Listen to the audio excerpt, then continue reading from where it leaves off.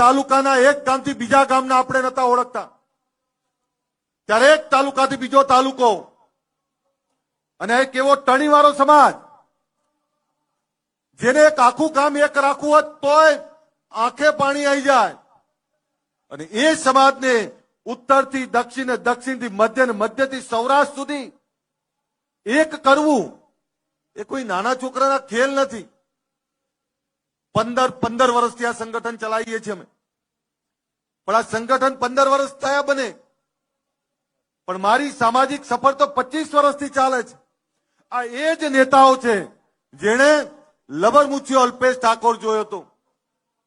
આ એ જ નેતાઓ છે, આ નેતાઓએ એ 50 કિલો વજન વાળો અલ્પેશ ઠાકોર જોયો હતો. આ એ જ નેતાઓ છે જેમની આંગળી પકડીને હું સમાજ સેવા અને રાજનીતિ શીખ્યો.